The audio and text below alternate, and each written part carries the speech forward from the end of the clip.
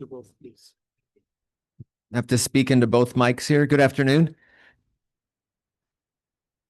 We didn't schedule friendly interaction until later on in the meeting, so some of you are a little early with that, but that's okay.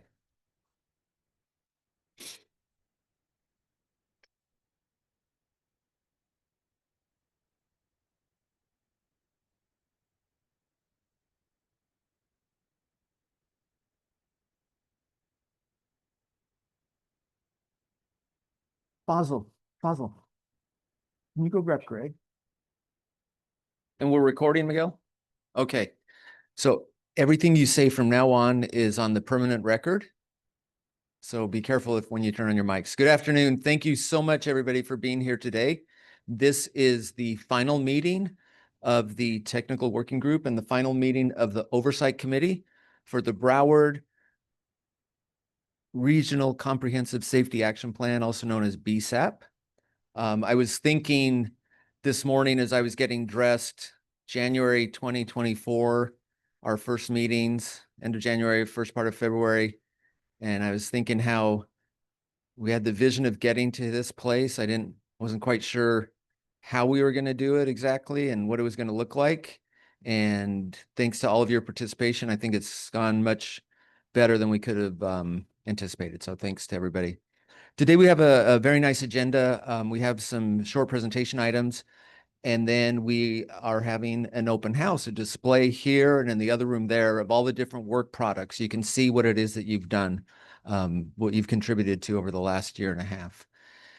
And this also is a milestone, but it's not the end. Maybe this is like, the end of the first Star Wars, and then we're going to the Empire Strikes Back next time. So we're going to talk a little bit about what's coming up in the future of how we can anticipate what's going on. I'm looking for Tony. Okay, I'll vamp a little bit more. And we're looking for Greg too. Okay. I can tell you a joke if you'd like. No, not a good one. So maybe Christine, the agenda is up next. Let me do an agenda review. So today's meeting, we are going to have a presentation from the MPO Executive Director. We also had invited our partners at Broward County to come, and so Tony is going to stand in for them today and say a few words. Then we're going to have Christine Fanchi do an overview of what we have done over the last year and a half.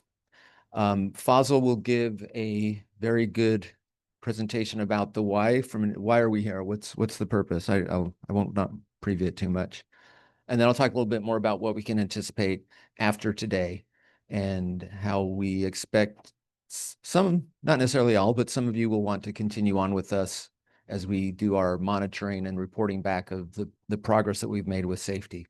And then we have our BSAP deliverable showcase or open house or whatever we want to call it. So we're very excited for that.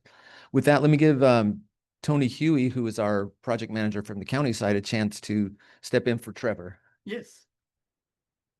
Good afternoon, everybody. I'm glad to see that we have a full house here and glad to see that everybody made it today, given all the rain that's been going on. So I just want to say that, first of all, thank you to this entire group for all of the effort that you guys have made over the past year and a half or so, helping us work through this process, developing and working towards a concrete, specific plan to develop safer roads for our entire system. Throughout this whole process, I've learned a whole lot from it. And I think there's a whole lot to learn as we go forth. There's certainly a lot of work to be done going forth into the future. And what I'm hoping is that, as James mentioned, as we go forth in one form and another, that, all of you, many of you, most of you, as much as you can, continue to work with us, continue to provide the guidance and provide the technical support that, we're going to need throughout the process. It's a long-term process for us. Broward County is looking forward to it. It's a unique opportunity. We're grateful to have the opportunity to work together and do something useful, do something great for our community. So with that, I again just want to say thank you very much for your help and look forward to continue working with you. Hey, how are you? How are you? Good to see you. All right, everybody. So $5 million. Hope we got something out of this, right? That's actually an important thing. But James prepared me speaking points, which is really wonderful. And and the font is really actually the size I need. I got old over the last few years significantly. But the number that kind of came out of all of this, I appreciate everybody's efforts. I think Tony, you hit on all of that. The thing that makes this so important, it's a straight number. Thank you for the statistic. 4,832 people have either been killed or severely injured enough that they can't return to work in a 4-year period. Mathematically, what does that work out to? 3.3 people a day. A day. All right. Think about that from that perspective. I sit there on the phone with the Sun Sentinel, and they're all the horrible Bright Line train killed another person today. All right. 30 people in Broward over a 5-year period. How many people? Oh, there was an accident on 985. There was an accident on Commercial Boulevard. There was an accident on Hallandale Beach. You have the stop button. Oh, crash. That's right. I apologize. Years ago, I had a guy work for me. His name was Ian Lockwood, and he tried to change all of our vernacular to, from crash to this and the streets and da. I'm an older guy. I know what I know. And it's for something else. That's okay. We all mean the same thing. Let's not get caught up in the word itself and its meaning, because you're going to waste more time arguing over that than it is going to be saving a life. And that's Tony's job, his group. We're planners. We're going to say, hey, here's all this data and information, but you have to make decisions on that. And that's what we got of Christine and her group. The $5 million we spent on this was absolutely worth it. But actually, there's another stat I'm going to give you. A life is only worth $1 million. So 5 lives. So how many days is that? Less than 2 here in Broward County. That's worth it that we went through this exercise. Now, the exercise itself has to be implemented.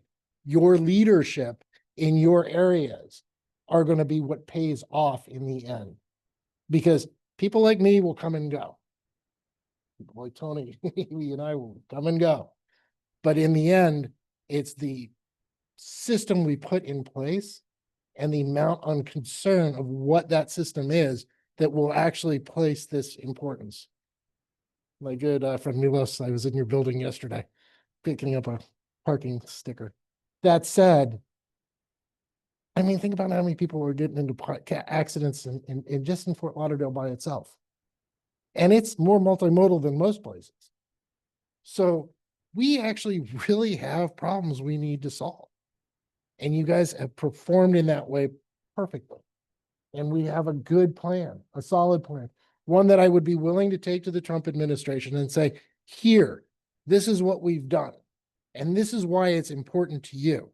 And I was on a call with the National Association of Regional Councils earlier this morning, and we were having this exact conversation about why planning is important to get ready to do construction, and why, if the reauthorization and transportation bill even absorbs all of the programs and makes it more of a formula fund than the way it is now, where we go after grants, it's still not going to matter, because we have this problem that we have to solve.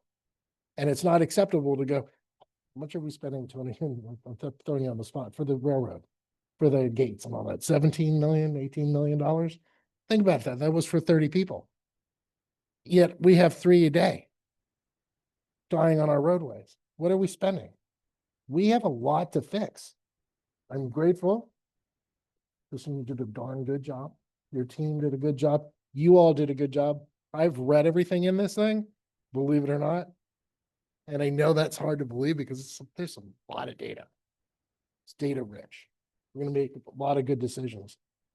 Got to get with county administrator. I promised your boss that I wouldn't do it without telling them So I'm telling you, I talked to her next week. So, we're scheduled, but this is going to be an important for your capital improvements programs. It's going to be important for all the things that you're out there and looking for, because we have got to get these projects built, under construction, and moving forward. And with that, I am now going to close up. And I guess, who do I turn it over to, Christine? To James. I just want to kind of give some old time background. So back when Tony, Hugh, and I worked with the county together, I've been here 16, a long time ago. I've been here 16 years. So I was at the county for 10, 26 years just down here. James was working for the city of Fort Lauderdale. He came over here from Kimberly Horn out in Denver. And I remember going, that man actually understands this stuff. And he really does. And he taught me a lot of lessons in my life. And hopefully you've been able to share Jamesisms with all of you, because there are things that you're going to remember when you get older and kind of laugh about before the end. So with that, Mr. Cromar, it's a pleasure working with you. Tony, thank you for everything. Everybody here, thank you. And James, come on and speak.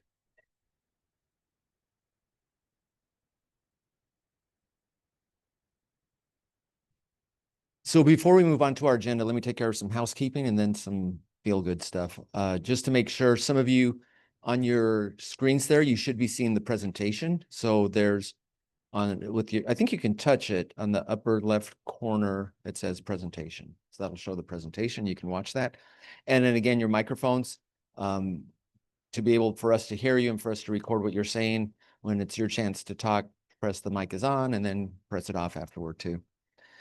One of the points I did also want to mention, and thank you, Greg, for highlighting our committee members, but I've been very pleased with the attendance that we've had of people throughout this whole process.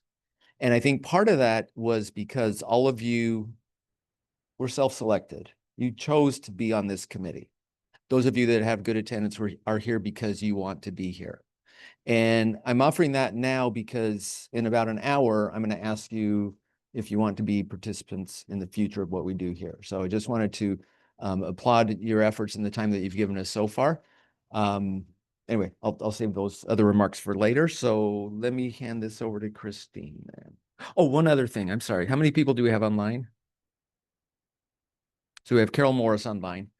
Carol is not going to get any of the cookies and coffee and refreshments later. So unless you can come here in an hour. So yeah.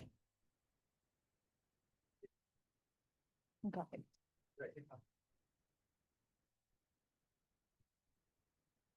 Really excited to be here today with you all. A little sad that we're coming to the end of our journey, but excited about the action that's going to happen over the next 25 years so we can get to zero together. Done a lot of work together these past 20 months. And I just can't say enough about the collaboration that's happened here. I think to Tony's point, we've learned a lot about our roles, about what we can do, really push the limits on what safety is, here locally, around the world. We've really explored a lot of different options. So really excited about the future and what we can do together. So today I'm just going to do a quick overview of kind of what we've achieved together. And then I'll pass it to Fazil and James to finish. And then the intent is we're going to take a group photo and then we'll do the showcase. We've got items here in the room and then across the hall. We've done so much, it takes up 2 whole rooms. So, and then I'm hoping some food and goodies will get you to go across the hall. So without further ado, we set our goal together to be 0 killed and serious injuries by the year 2050. And we're only going to get there through a holistic approach, right? All of us together through multiple facets. We've done the analysis. We've got about 1,000 killed and serious injuries happening in Broward every year. And you can see here, we've got, several things that'll help us get to 0, right? Low cost systematic countermeasures, right? Signal back plates, high vis crosswalks, speed radar signs, quick things, right?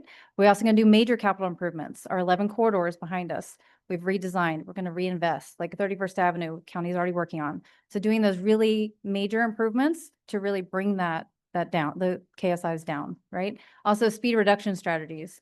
A lot of cities have your traffic calming programs. We've also got enforcement programs, the speed radar cameras at schools, all of those things wrapped together to bring the speeds down, as we know that's crucial. Reduce VMT. Broward is densifying, right? Trying to create that mixed use. Mixed use equals shorter trips, right? Shorter trips is less exposure is less risk, right? So as we bring in those trips, we can reduce that risk. And then the last one is vehicle technology, which kind of beyond our control, but we're hopeful that the vehicles will obviously get safer and smarter. What have we completed? A lot. So I've got 2 pages of kind of what we've completed, just as an overview. Analysis and planning, we've done the safety analysis, the demographic analysis, we did an existing conditions report, we did a higher injury network and our high risk network mapping. We did 8 unique focus plans. Of course, we did the school zone and bus stop plan, rail, lighting, neighborhood, technology, safe speeds, mid-block, pedestrian bike. And then we also did a quick build guide. Thank you, Fabian. Shout out to Fabian. Priority corridors, we did a lot of different elements within our 11 priority corridors. We did our individual safety analysis for each corridor, individual demographic analysis. We also did crash diagrams of every crash in those 5 years. We did 11 safety assessments, 18 public meetings, the initial and then the final, so 9 and 9. We did 11 corridor reports, which will be finalized hopefully at the end of this month. And then the design concepts, which we have here tonight to show you, as well as cost estimates. We also did benefit cost estimates for each corridor. So within each corridor, you've got a lot behind it to justify and really tell the story. Did a lot of public outreach with this program. Of course, we did 17 technical working group meetings and 7 oversight committee meetings. We created a website that's going to house all of our resources. We did an evaluation report, did a whole paid media plan that included bus bench ads, bike kiosk, Google ads, streaming ads, Sun Sentinel articles, did Mobility Monday articles through the Broward NPO newsletter, 48 social media posts, so a lot of social media to get the safety out there with the public. And then we're doing a safety roadshow, which we brought our table behind me. We've done 11 events so far, and more to come. Policy and plans, of course, we adopted our executive safety action plan in April with the NPO board. We did a phase 1 and a phase 2 policy assessment. To track progress, we created the safety dashboard and then did the report card, which we presented earlier this year. And then short-term projects, we're creating 8 quick build projects for cities around Broward. And then we've got the 1,000 Little Things initiative, which we have posted in the back right corner. You're right. So you get to see that. So just holistically, we did all of our analysis. And as Greg mentioned, 137 crashes every day, 4 people killed every week, and 18 more severely injured every week, which comes out to about 3.3 or almost 4 people. So really we have an issue, right? So how are we going to get there? Really reiterating, I think when we're thinking about as planners and engineers, really thinking about our projects, thinking about our plans, I really want you to think about those people, right? How do I protect my residents? So really having these numbers, I'm hoping will be helpful. You'll have the high injury network at your disposal, the high risk network, which you see here. We've also calculated this network encompasses 77% of our KSI crashes, which is only 6% of our streets. So this is possible. We can get there. We can get to 0. The calculation is that in those 5 years of crash data, the crashed costs $22.8 billion with a B dollars to Broward. So I know we're always talking about, there's a cost. We can't do the project because it costs. We can't upgrade the project because of cost. But think of the savings in to our communities through these crash costs. Can we transfer those into the improvements? So just thinking differently is really the story with this project. I wanted to share our 3 major findings that came out of this, so they remain top of mind. Number 1, speed reduction is crucial. Speed equals risk equals KSIs. Mid-block pedestrian crossings are more severe when they're happening mid-block. And then number 3, nighttime crashes are more severe. So speed, of course, we've talked about this, but just a reminder, as you go faster, obviously your visibility cone decreases. So first picture, you can see 6 people when you're going 20 miles an hour. The far picture, you can only see 3 of those 6 people, right? When you're going 40. On the bottom there, you can see as your speed increases, your reaction time and your braking distance increases, right? So if we can slow people down, you can see more, you can react faster and avoid the crash, right? So that's why speed reduction is crucial. And then we have lots of strategies. These are just a few pictures of our countermeasures. Obviously, raise crosswalks, raise intersections, roundabouts. We can paint some markings in the road, add some median tips, add some technology. So there's all different kinds of countermeasures that we can do that are short-term and long-term. The second one is mid-block crossings happening are more severe. And the picture on the right really shows just a standard scenario in Broward where you've got a bus stop, but the crosswalks are 1,000 feet from the from the bus stop. And so asking people to walk 10 to 12 minutes around to get across the street, or it would probably take about 30 to 40 seconds to just cross the street, right? So what can we do? We can add infrastructure at that location, right? So really aligning the destinations with the infrastructure, because those mid-block crossings are not minor crashes. And then the third one is that we have a higher percentage of severe crashes that are happening at night. As you know, we did this project and did our lighting safety action plan, found out that a lot of our streets, like the picture on the left, have lighting on one side of the road, which used to be a standard. Now the standard is both sides of the road, but it leaves, one side completely dark. The middle picture, there's a woman sitting there waiting for the bus in the dark. Of course, the lighting is on the other side of the street again. So what can we do? And then the third picture is we have lights there, but they're not on in the top right of the right picture. So how do we get those lights turned back on? And that's obviously a maintenance problem. And we've heard about, the copper theft issues, the water intrusion, things like that. But this is a maintenance thing. So that's something we can do very quickly. We're adding the staggered lighting, obviously, as a capital project, right? So what can we do? Consistent lighting, don't forget trails, and then I love these bus stop toppers. So let's do more of those. So they're on the 1,000 Little Things board. So kudos to BCT. Where's Romari? Good job. We're excited that we adopted the executive plan in April. It includes 22 policies, 20 programs, and about 60 projects. We had 8 focus plans that we developed, as I mentioned, in all different sectors. Greg mentioned the rail safety has been a political concern lately because of the news. So we have a rail safety action plan that we're working on. In addition to schools, lighting obviously is a big one because of nighttime crashes are more severe. Mid-block crossings identified that pedestrian crashes are more severe mid-block. Technology is obviously all in the news right now. So what are the opportunities? So we have a long list there. Neighborhood, how can we amp up our neighborhood safety? Because about 10% of our KSI crashes are actually happening in neighborhoods, which blows my mind that that's happening. So that should be one we can tackle sooner rather than later. Pedestrian bike, really what came out of that was safety in numbers. So how do we get more infrastructure so that we can create more density of people so we can get people to slow down and behave? And that really complements the work that the county is doing on the low stress multimodal plan. So thank you, Josette, for your leadership.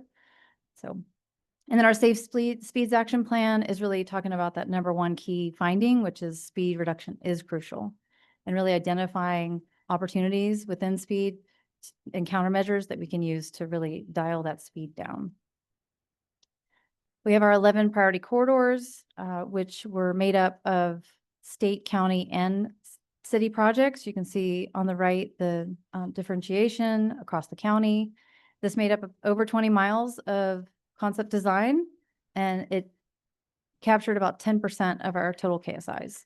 So even within just the 20 miles out of the 353 miles of high entry network, 20 miles covers 10% of our KSIs.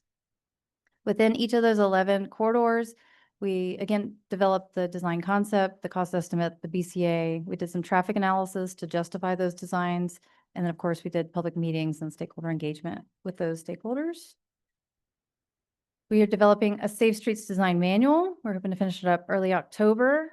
Of course, kind of how to use the manual. This manual came about because Florida DOT has the FDM, which uses context and talks about target speed, but we didn't have a direct correlation for county and city streets. So this really fills that gap of leveraging the information that FDOT has provided and moving that to county and city streets. We really used the context classification zones to identify context, and then really had a big chapter on target speed. So how do you align context with speed? And then we have over 50 countermeasures in the guide. That's basically how do you align context, target speed, and those countermeasures together. So we've got a flow chart of how to align those three things so that we can together get to a better outcome, a better design. And then in the back for extra, we gave you mid-block crossing warrant and example crossing layouts. So excited about those as well. We also developed a quick build guide, and that should be finished maybe this month, end of this month. So that'll be posted on our website. And in there, we wanted to first start off with kind of what is quick build. So there was kind of a uniform definition of what is quick build, really what are the materials and what is the guidance. But to me, the best part, the highlight of it is really the process, right? So how do I get a quick build project through the process of design and then approval? And then what do you do after, basically? So we have a whole chapter on evaluation and a whole chapter on public engagement. So, and what materials. So you have all the tools basically from A to Z on how to put in a quick build project. And this is really your tools to get those safer streets really quick, right? So we all know that capital projects might take a while. How do we do something today, get people the behavior to change and get people to try things maybe they haven't done, right? Tighten the turning radius, maybe add a crosswalk, things like that that maybe aren't there now. Let's pilot it with quick materials, and then we can program the ultimate. Or even if you have something programmed, let's try it with quick build now, and then it'll inform the design, the ultimate design, right? So a lot of great uses. We also did our 1,000 Little Things program, like I mentioned. The map here on the right is in the back, so you can see it bigger. But this is basically things that we can do with maintenance and operations money, right? Leaning pedestrian intervals, bike detection, and emergency preemption came out of our technology action plan. The bus sign LED topper that I love came out of a discussion with the transit organization. They have a program to actually put in more of those. So the 1,629 locations are the bus stops that don't have lights yet that are on the High Injury Network. So that's how we filtered that one. High visibility crosswalks along our 11 priority corridors, as well as signal backplates. The no right on red signs are signs at railroad crossings. We do have some no turn signs, like Oakland Park and Dixie has the signs, but a lot of our intersections do not. So really adding those at our railroad crossings, and then the rail dynamic envelopes, which I was really surprised. A lot of them aren't striped. So just adding those METCD envelopes. Our safety dashboard, of course, was created. Really excited about this and really the opportunity to filter for the things that you need. So I'm hoping most of you have looked at this and used the filters on the left to really get the information that you need. The 2023 data is updated, and the MPO is working on updating the 2024 shortly. So we have 6 years of data uploaded already. Education and engagement, we've done a lot. So of course we did our committee meetings, our corridor meetings, our safety assessments. The roadshow events are happening concurrently right now, Mobility Monday and our social media. You can see the bus bench ad on the bottom left and then the bike kiosk ad on the bottom right. And then to just finish it off, I'm just really excited about being on this journey together and be able to lead you through this program. I just wanted to remind, with every project, we have all these resources available. Like I mentioned, they're going to be on the Safe Streets #4broward.org website. But would love for you with every project to really look at the dashboard, see what the data is, right?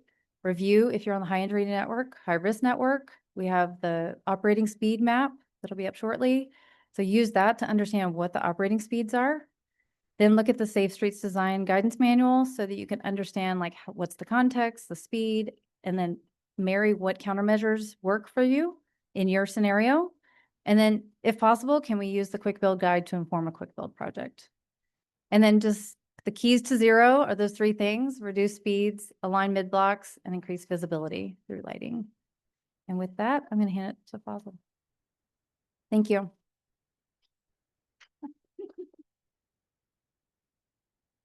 All right. Just like what Christine stated, we obviously haven't done enough work. But I really just want to open this up with saying a thank you to Mintang and to Tony. I'm sure both of them will agree upon that this was a lot more work and a lot more documents than anyone anticipated on reviewing and all the late nights. Let's see, Richard, Carmelo, and Rossum, I'm sure have had nice weekends reading some of our deliverables and providing comments. So, all right, so I'm going to start with my presentation. The why. This is a presentation that I put together based upon a recent presentation that I attended a few weeks ago, which really got me thinking about what can we talk about today that will empower you all, that will make you really want to, push forward in terms of safety, and as you all leave this room today, to give you something to think about. So first off, let's see who remembers this. Is Broward County's fatal crash rate more similar to Canada or Mexico? If some of you don't remember, I'm going to be disappointed you don't rewatch our slides every month. So, all right, so let's just start with raising hands. Do you think it's Canada? Think it's Mexico? No one's raising. Oh, okay, okay, okay. All right, so some of you might remember. I guess we'll see. So it is not Canada. Canada, in terms of their fatal crash rate, it's almost twice as better as what we are in Broward County. Now, I normally don't classify Broward County in the same sentences as Bangladesh, Egypt, Turkey, or Mexico, but this really gives us a macro perspective of what we really need to change. Is there something we can do a little bit better? Is there something that we may just not be considering that could really make a big improvement? Because every decision we make in our daily lives in the transportation sector impacts thousands and thousands of people's lives. A decision that we consider as insignificant has significant consequences.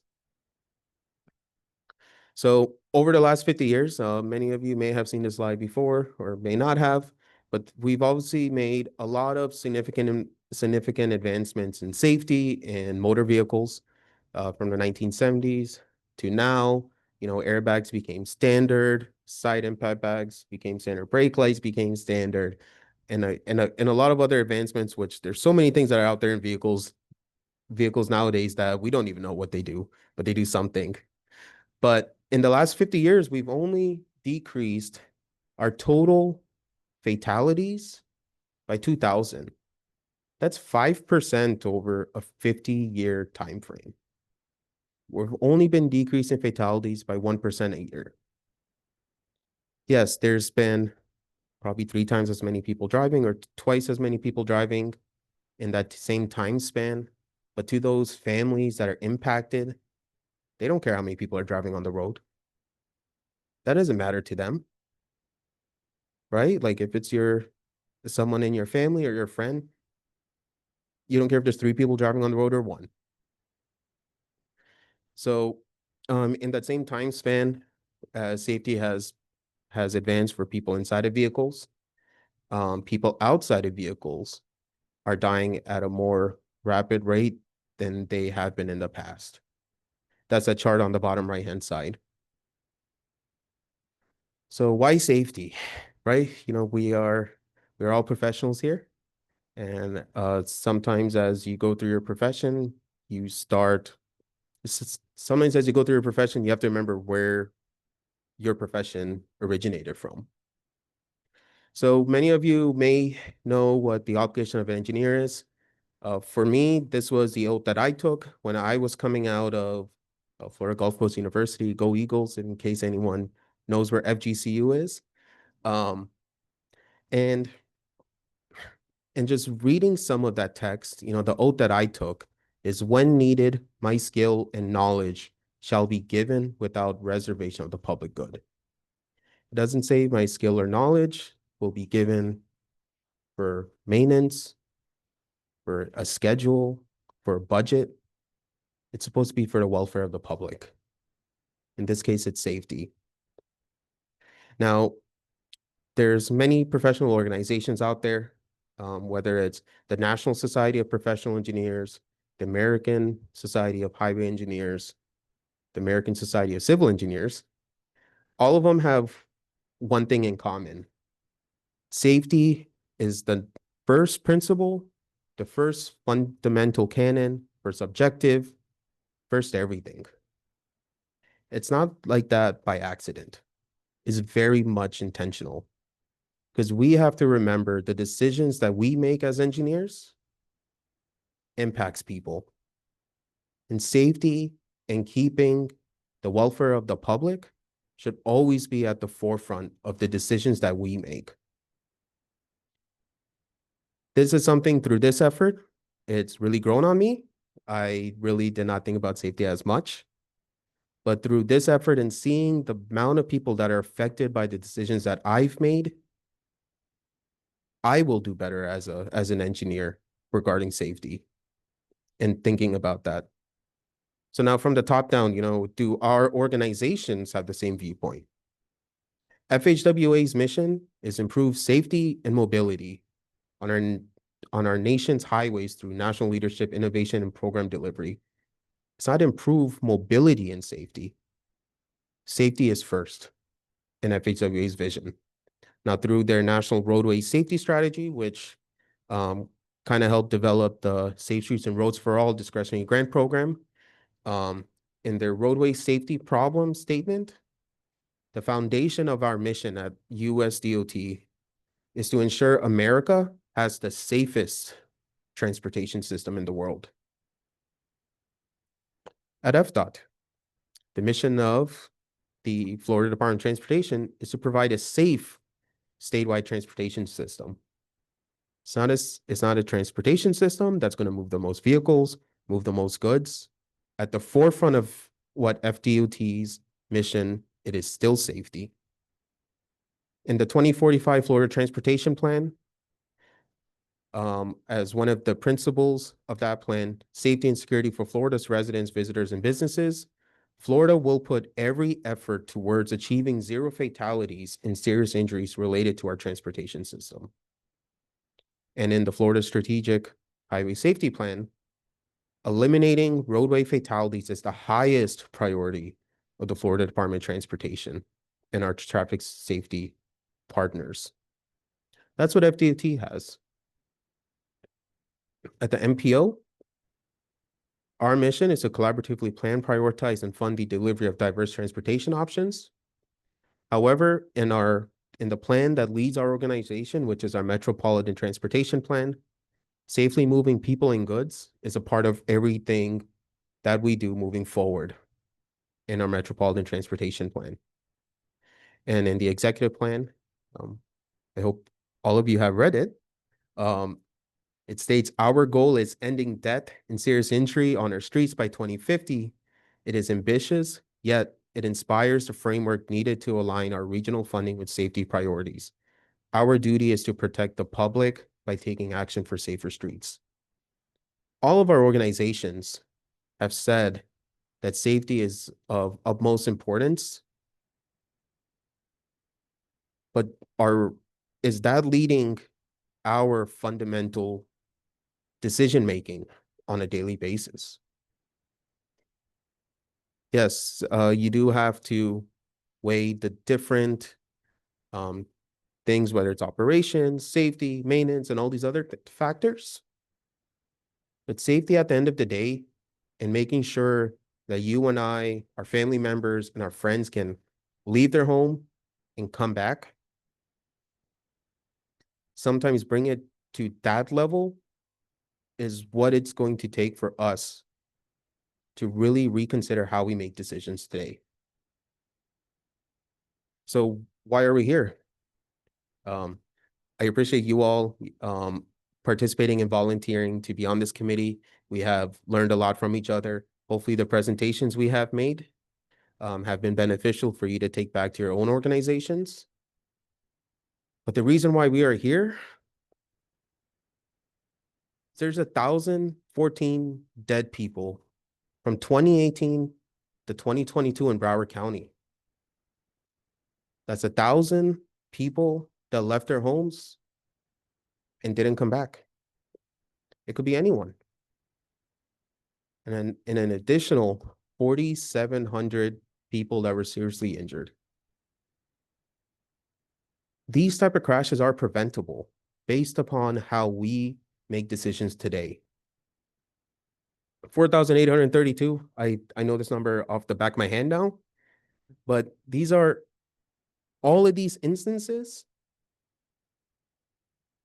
that whether the crash could have been preventable, the severity of it could have been preventable with lower speeds, maybe with some of the things that Christine was stating earlier, with lighting, with safer mid-block crossings, but there's still more. There's a policy level, there's a design level, and making sure both of those are part of a program that we can help fund safety projects. And every project should be a safety project. It shouldn't just be the ones that are given safety dollars. Now, those are just numbers, but sometimes we have to remember that behind the numbers are people. There are parents who lost their child. There's someone's siblings. There are family members. You know, it may not be to us, but it's to someone. They're a friend, and someone loved those people. Now, these are just examples of some of the people that I'm not saying it's from the decisions that we've all collectively made. But when you hear stories from people, not everyone is doing something wrong. On the left side is just an 80-year-old man in Lauderdale Lakes that was going for a walk. Got hit by a car. Didn't come home. There's a loving mother who left their child behind, their children behind. There's a 6-year-old kid who died in Coral Springs. She didn't do anything wrong. There's 2 high school students that their parents will never see them walk at their high school graduation. There's a teenager, from Deerfield, unfortunately, that died in Tamarack. I'm sure their parents didn't think at 9, I believe it was 9/18, that their kid wasn't going to make it home. I'm sure they got a phone call that they definitely never imagined. There's a daughter who's still asking for her dad to come back home, and he just went for a bike ride in a residential district. They don't care about the reasons why we make decisions. They only care that they'll never be able to interact with those people again. Their families, their friends, their siblings, children, parents. So I'm going to play this video again one last time. I hope it works. Let's see. Oh, is it working? It's supposed to work. Let's see. This is always interesting to see what photo it decides to cut off this person on.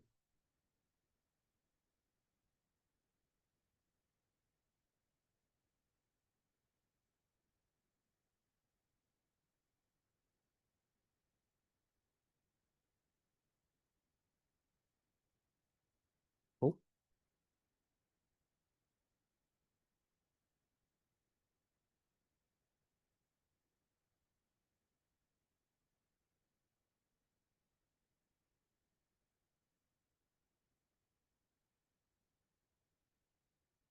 Technical error, after like 20 of these meetings, you would think we had it figured out.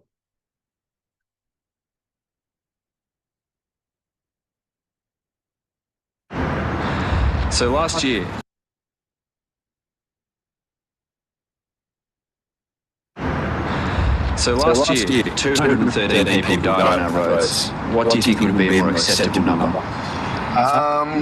Acceptable number? 70 maybe? Probably 70. Can you send 70? Actually, this is what 70 people looks like.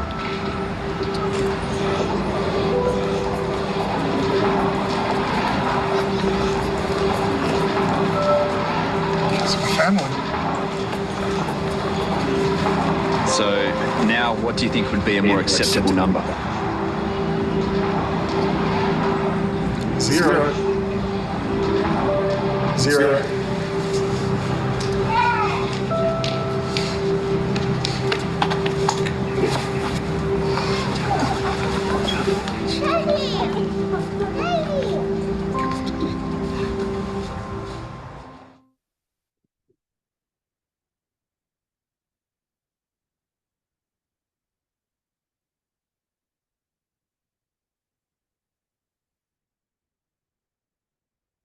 Yeah, so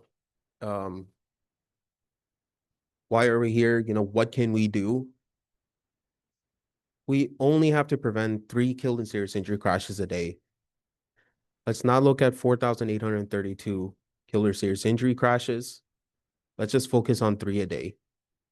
It makes it feel more achievable. It makes hopefully you all understand that we all can make a difference.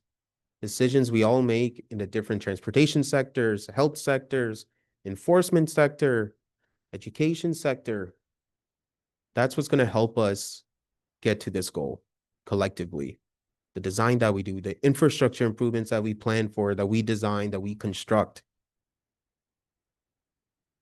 will make a difference. We only have to worry about less than 3% of all the crashes that occur. You know, we can achieve it. It is possible. You know, we can do it. You know, this is I used a online platform to create this image. So if you all want to use it, you're more than welcome to. It is not trademarked. And at the end, you know, just try to be a hero for 0 traffic deaths. We can all be a hero in the work that we all do. Don't underestimate the importance of the decisions that you make on a daily basis. And remember, making sure your colleagues, your peers, your families, their lives are dependent upon what we do today and the decisions that you all make today. And with that, I'm going to hand over to James.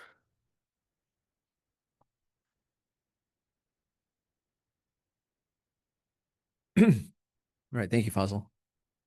Paul, stay away from those cookies. Not for you. One of our committee members is not going to get a cookie because of our staff, so sorry about that. No, go ahead. You're good, Paul. Nobody sees you. Okay, but you're on the permanent record, so. All right, so next steps. Thank you, Christine, for reviewing all that we've done, and Fazil for talking about the why. And for our leadership with Greg Stewart, giving us context, and Tony, very grateful for the partnership that we've had with Broward County to have this go forward. So now we have a plan. We have a lot of documents. We have a lot of work that we've done. How do we make it happen? So some of you, Rick, Karen, Milos, we're working with you to get the priority corridors included in our 2050 Metropolitan Transportation Plan for funding as amendments. And so, Tony, you're working on that too. So this requires resolutions of support from your local commissions. Carol, you're working on it, Carol, on the Zoom call. And so we've met with our local partners and laid out Eric, you also working on that. Did you already get yours to commission? And you approved? You're first in line. All right. Okay. So the point is that we need resolution support from our local commissions to get these projects in line for funding. A few years ago, one of our board members, an elected official, saw a project in our MTP and he didn't know where it came from. And he said, well, we got it from staff. He's like, well, we didn't support it. You know, so we want to make sure our elected officials know what's going on. And so we have a deadline of November 10th for those resolutions of support to get them as part of this year's cycle for MTP the amendment. As we go on also, we're going to be continuing to do presentations about the Broward Safety Action Plan. Christine mentioned the safety roadshows, and we have some events coming up. We are going tonight, Fazil and I, to the Broward Bicycle Pedestrian Advisory Committee and the Complete Streets team in October. And this is all in anticipation of Tony and team taking the corridors for resolutions to support in November to their board. We're coming up then in our January, February cycle. We're having few MPO meetings between now and the end of the year. So we're going to be taking the updated technical plan to our board in January and February for review and approval. And so we're coordinating with Tony and the county team to get that to their county commission also. So details to be coming on that. Some of our local partners have applied for funding through the Safe Streets and Roads for All program and got awards for creating their own local safety action plans. So when we talk about coordination with our local partners, the idea is that at the federal level, they don't want us to duplicate efforts. They want us to build on stuff. So Hollywood, Fort Lauderdale, Deerfield is in a different position. They're already past us on this. So, but some of our other partners where they're going to build on the data of what we've already done and then create their own local plans and look at corridors that we could not look at on a county-wide basis. So we appreciate that all going forward. And please excuse me if I forgot anybody that's doing that. And then we have a responsibility as part of this grant to provide an annual report to our federal partners. And we hope give information on the progress that we've made toward achieving our safety goal. And so we have a process that we're going to be doing that. And that's what I want to talk to you a little bit about today.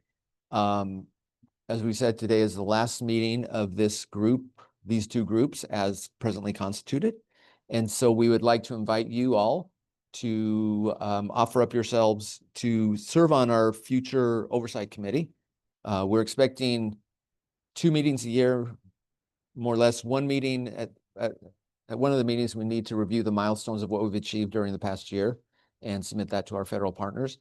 And it is important for us also to represent a broad swath of the community. And so that's something also about the committees that we've had today. It's not just transportation professionals. We have people from health and emergency services, law enforcement, different community partners, Marianne, Ken, different advocates, private sector. We have Juan and Nadine, county practitioners, FDOT, city, all these different levels of people.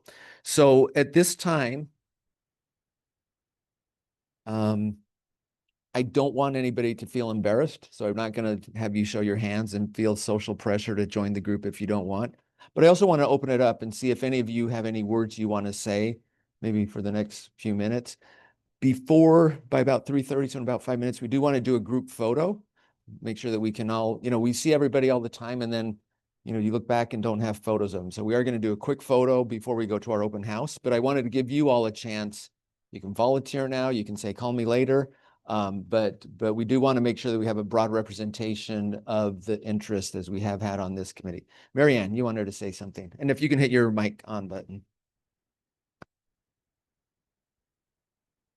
Yes, I would like to just give a shout out to the city of Plantation. I was at an event about a month ago, and during when I say event, I was at a commission meeting, and it was an event, but I heard spoken to the commission about the work they are interested in and need funding and support for one of the corridors in Plantation. And I was very impressed to hear Safe Streets for All mentioned in front of everybody who might have been in that room.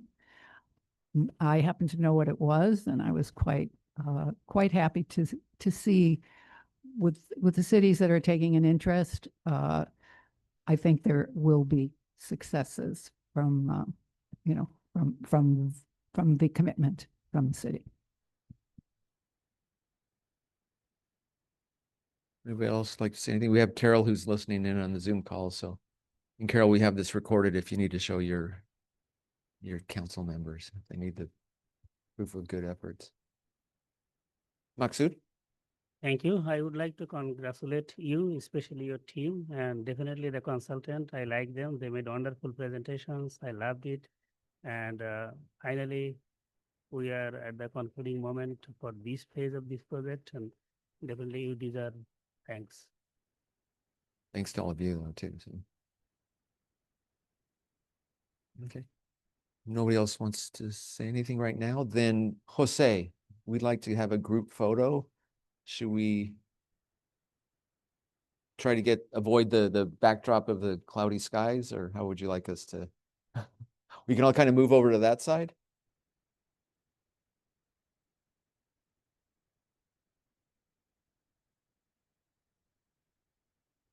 Oh, yeah, that's good thought. See, that's why. And then once you get up, then you are welcome to get up and roam around our open house. And also,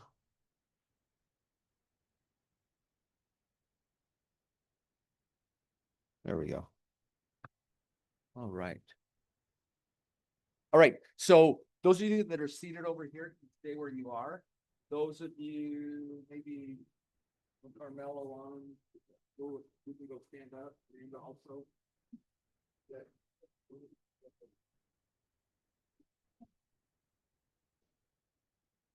I feel like we should have this, right?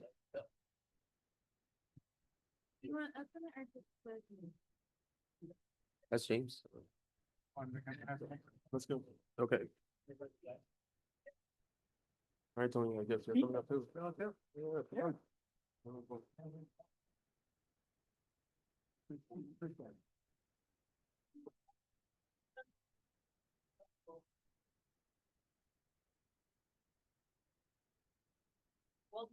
Anyway, I have my phone. Are we sure? 1%. Got you. We're here.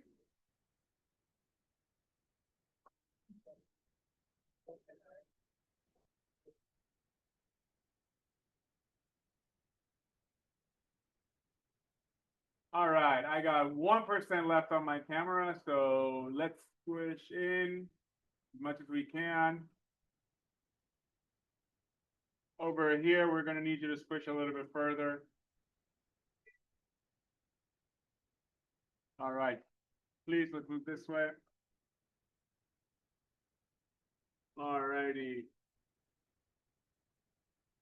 There we go. I see you, yep, and I see you. All righty, 1, 2, 3, open your eyes. Let's do another one really quick. 1, 2, 3. Thank you.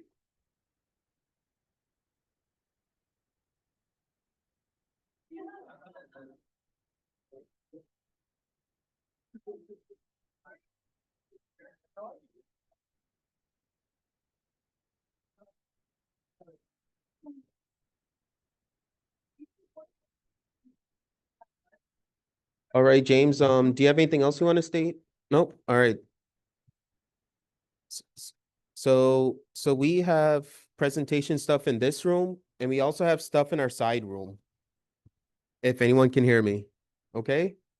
There's some more stuff in the side room. It's not everything we've done, but it's a big majority. There's some other goodies or things if you want to get a drink. There's some stuff in our side room as well.